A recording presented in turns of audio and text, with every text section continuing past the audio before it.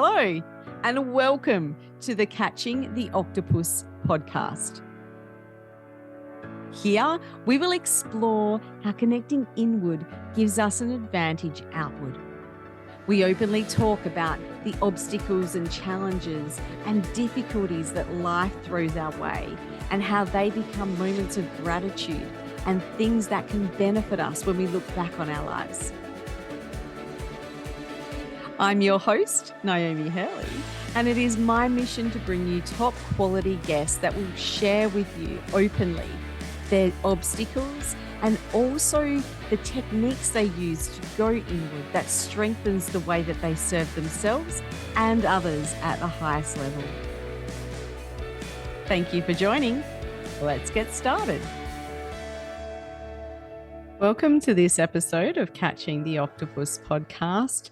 Today, our episode is a recap on my interview with Michelle Griffiths.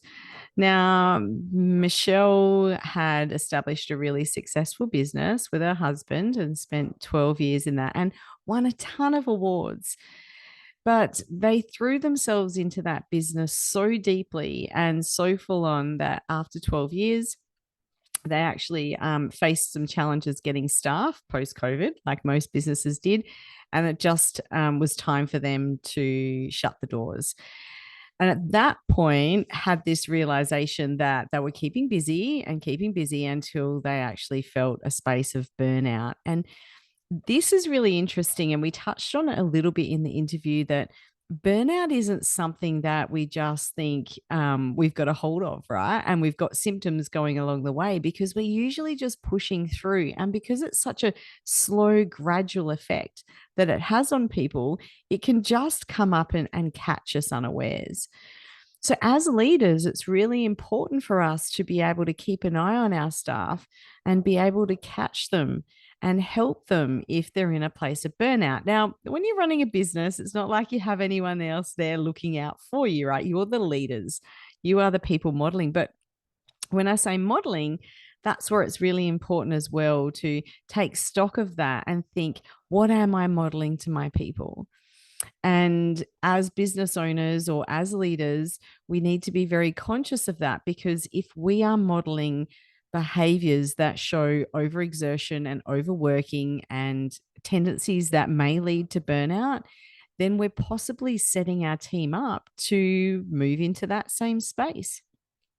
And I know when I was in the corporate space and I was leading a team, I didn't have as much awareness around that as I should have. And in my view, I needed to be the first one in and the last one out. And that showed the dedication to the team. Now, it did.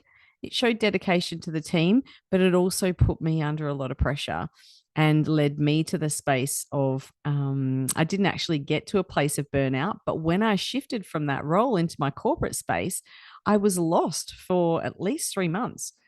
For at least 3 months, I would feel guilty if I wasn't keeping myself completely busy. And when I did go on leave as well, the role that I had there when I was on leave, I was often getting calls about crises or emergencies that were happening, and I was responding to those. So I never really got a full-on break. And at the time, I didn't realize that there was anything wrong with that. That was the way I was wired, and that's the way that I rolled. And to some extent as well, it served me well because I was super productive and I got a ton of work done. And I'd like to think was quite a valued employee because of my productivity. But it didn't serve me well in my home sense because I wasn't there for my family in the way that I wanted to be. I wasn't showing up as I should have for them. And then also when I went to start my own business, it wasn't allowing the creativity to come through, because creativity usually comes from that space of silence. I wouldn't let myself have a space of silence, right? So I was just always on. And that's the way that I kind of described it. I was on 24/7 because I didn't know when I was going to get a call and when I would have to respond to something. And being on in that space served me well. However, it doesn't serve you well forever. And we need to take stock of that. And as leaders, we need to be displaying to our team the ability to be on and to go off, or as Adam Hill says, which I really love, he talks about this a little bit. He's got a podcast, Flow Over Fear, and he says, sitting at your 80%. Right. So I was sitting at 100% all the time. And then when something went wrong, I was having to draw from no reserves to be able to get stuff done. But if I had sat at a consistent 80%, which is still above, way, way above average, then I'd have that 20% reserve that you can call from. And consistency, it's like physically training. If you consider 80% consistently with your training, then you're not going to injure yourself and you're not going to create issues. But if you're always at that 100% and you're pushing yourself that little bit too far, that's when we're going to, as leaders, make bad decisions. Be in a space of high emotional load, which doesn't allow us to tap into our emotional intelligence as well. And coming to the end of my position in that corporate space, there was some instances where I did feel that I wasn't serving in that emotional intelligence space as well as I should have. And I feel like that was because I was under a lot of pressure and I didn't give myself the space that I needed. So, sometimes it's great to have hindsight, right? We can look back at it. But if you're listening to this, maybe that's something that we can have some awareness of, because as leaders, our job is to continually have a look at ourselves and have curiosity on how we can do things better.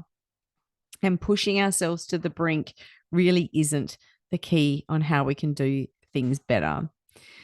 So the business that Michelle was involved in was award-winning in a whole range of different areas. They had small business awards that they won. There was awards for marketing.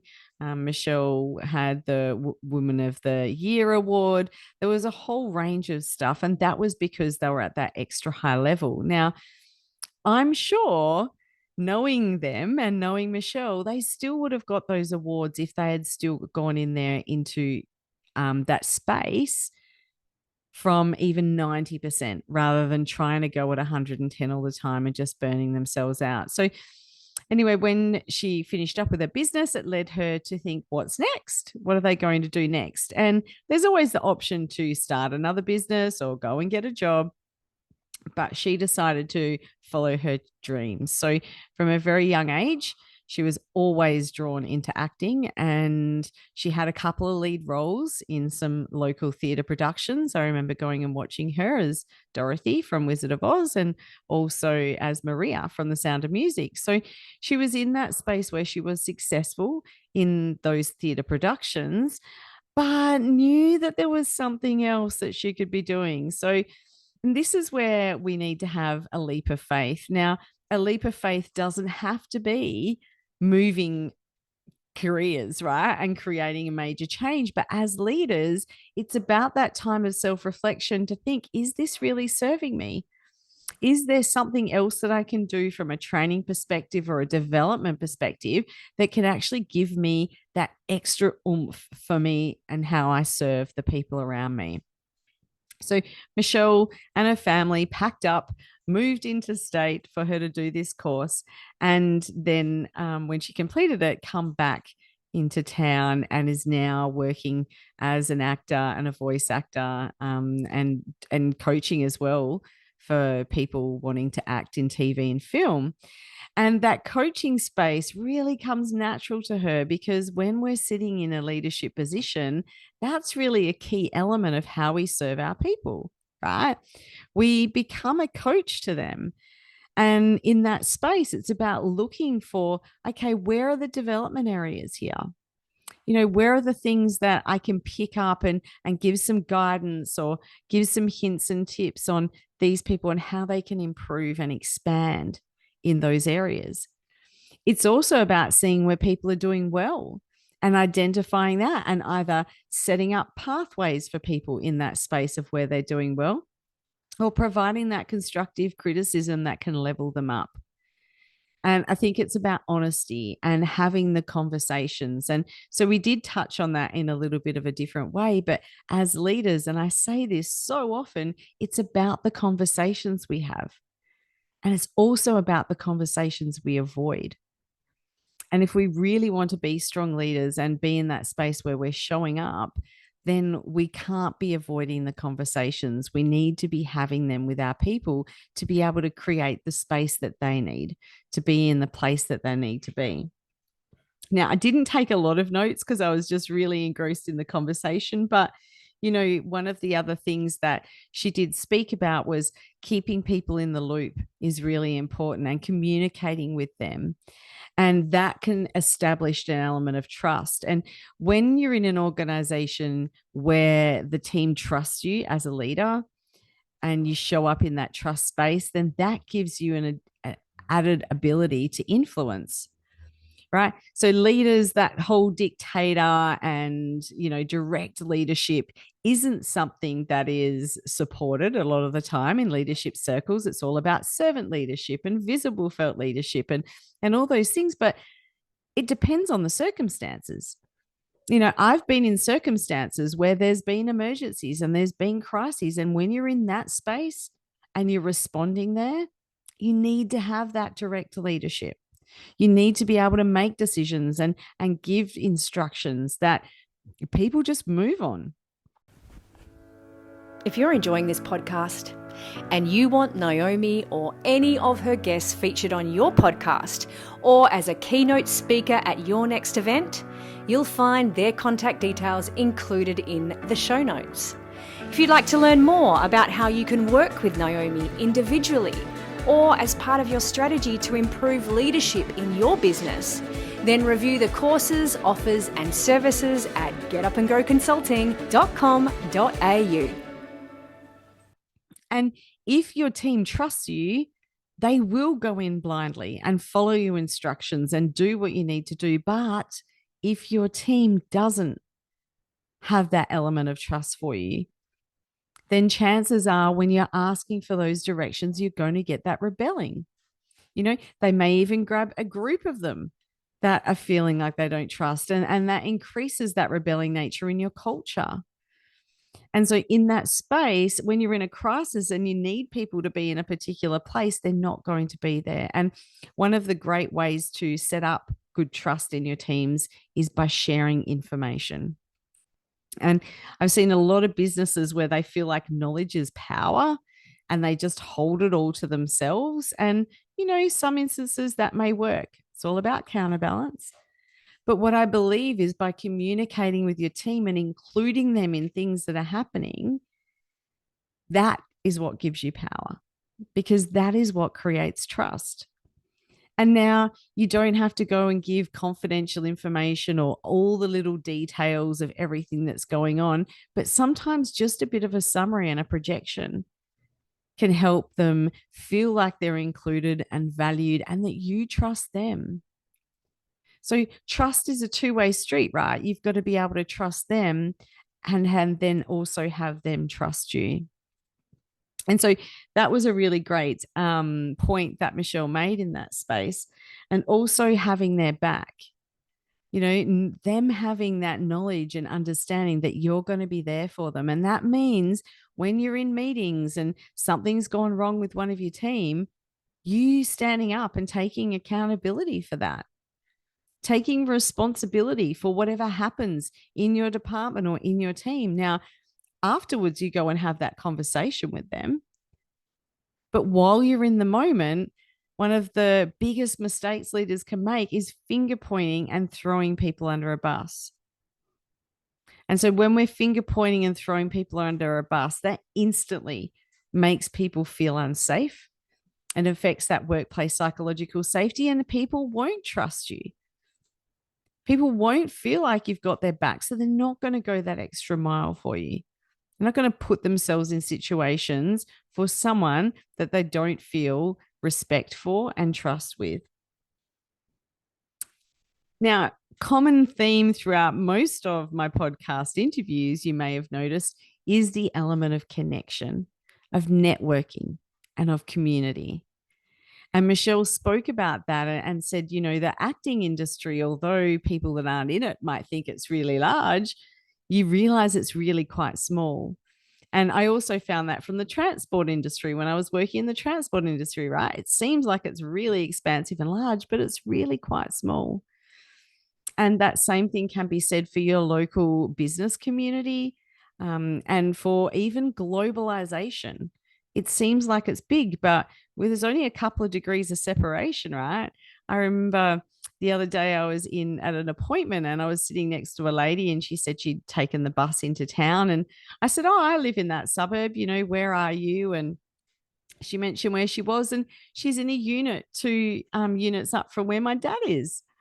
Right. So that's how small places can be, even though we don't realize. And, you hear stories about people going on an overseas trip and running into their neighbor or someone down the street, right? This happens all the time. And it's important to have those strong networks, those strong connections, and strong community.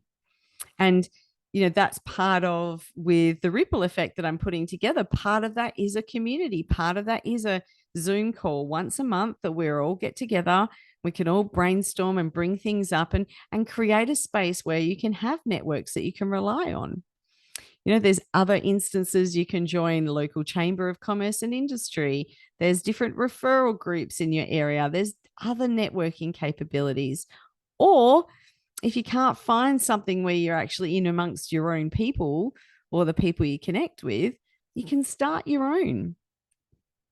I know when I first came into this business environment, knowing I was working by myself and not knowing many people in the community in that space, I said, worked with a couple of other people and we set up a mastermind where we got together regularly and we shared our wins and our losses, and our challenges, and also just a space where we could just be a support network for each other. And it was amazing.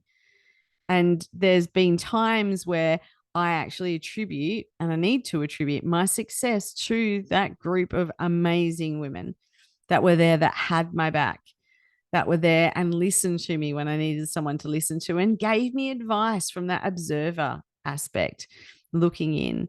Because when we're in a challenging situation, it's like we're swimming in mud, right? All we can see is this challenging thing around us. And someone else that you speak with can see this without the same emotional connection, sometimes without the same knowledge of the situation, which allows them to think broader and come up with more diverse kind of ideas.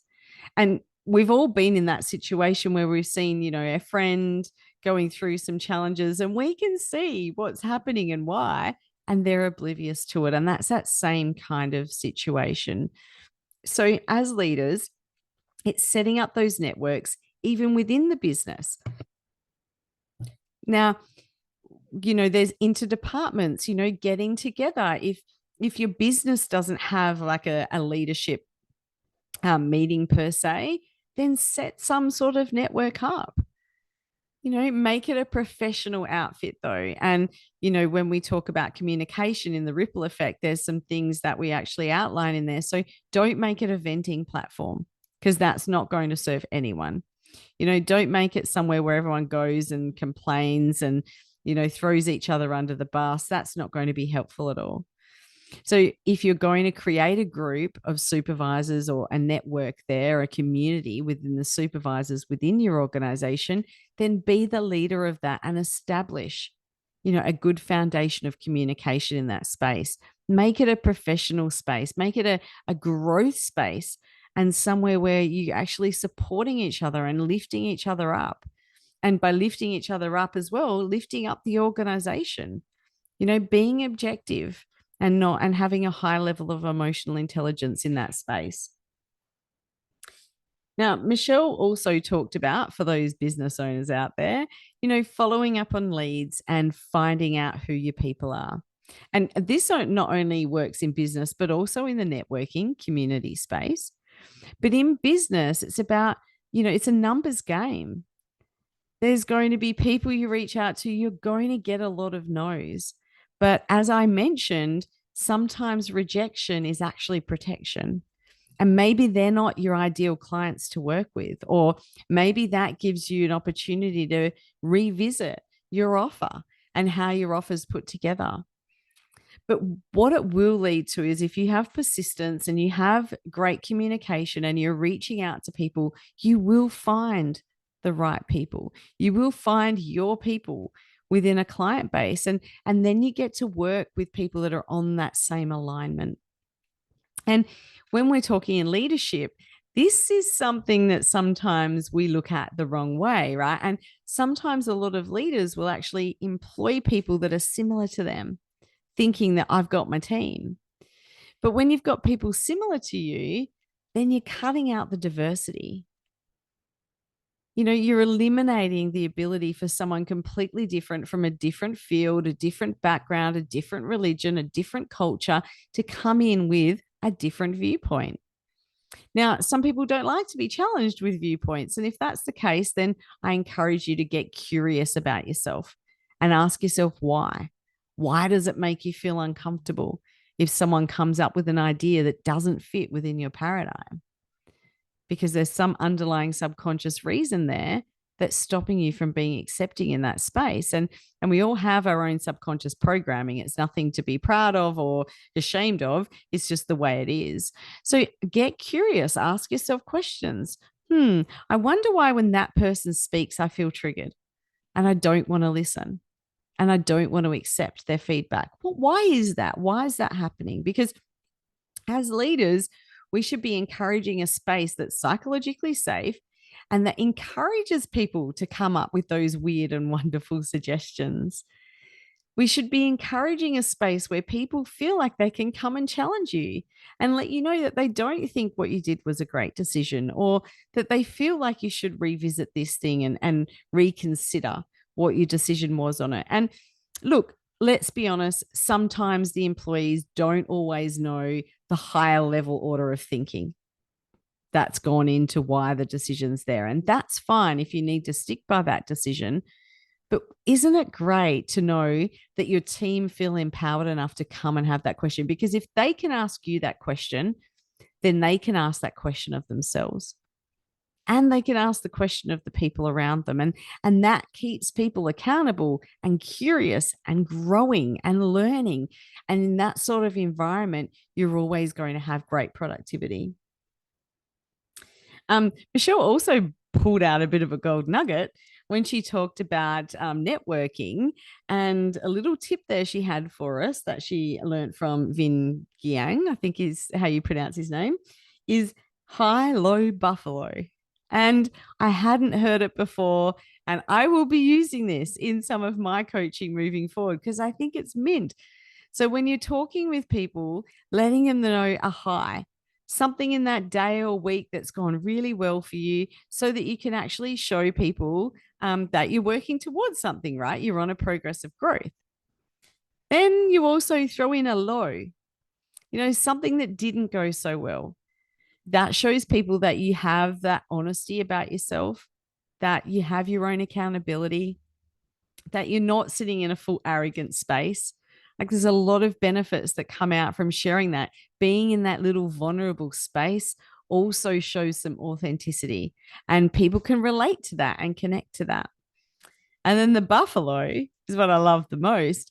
That's just some random thing, some random fact, something that's just out there and not relevant at all. And that shows you're relatable. That shows a different side of you. And you can still keep it within that professional space, but allow a little bit of you to come through. And if you're a bit playful, you make it a bit playful, right? If you're a bit quirky, like myself, you make it a bit quirky. And that's how you can actually connect and become relatable to people, which is real key when you're in that networking space, because you only have a few minutes to actually set an impression. And there's a thing with the subconscious bias that's called the halo effect, right? And we see people, if we come across someone and they've got similar traits to us, usually if they're attractive, if they're similar to us, or if we can connect with them for something that is the same, then we will instantly have rapport with them. Right. So when we're in a networking event, having that rapport and connection is really important. And you only have a short period of time to do it. So I really feel like that. I haven't tried it out yet, but I'm going to. And I really feel like that high, low buffalo is going to be an absolute game changer when it comes to networking. So I think that covers most of what we talked about. I think the most exciting thing that I have in my conversations with Michelle is just hearing about her acting journey. To me, acting doesn't seem something that's possible because it's not in my direct sphere. But when I watch her and I see what she's doing and what she's achieving and how she's approaching it, I just think that it's completely amazing. And I really admire her for stepping into a space where she's taken that big leap, right? She's moving from that zone of excellence into her zone of genius. And that doesn't always have to be a complete change of career. Moving from a zone of excellence to a zone of genius can happen within a role that you've got. You're just adjusting how you're showing up and what you're doing in that space. So, if you want to hear a little bit more about her journey into this acting space, then pop over and have a listen to her interview. It's really super interesting. And if you're looking for anyone to do any voiceovers or help you out with your corporate programs, or any feature films you might be doing on the side, then definitely reach out to her. I feel like I was so honored when she said that she would do my insert in my podcast, my midway insert, and I think she did a fantastic job of it. So there's a bit of a review and a testimonial for her right there.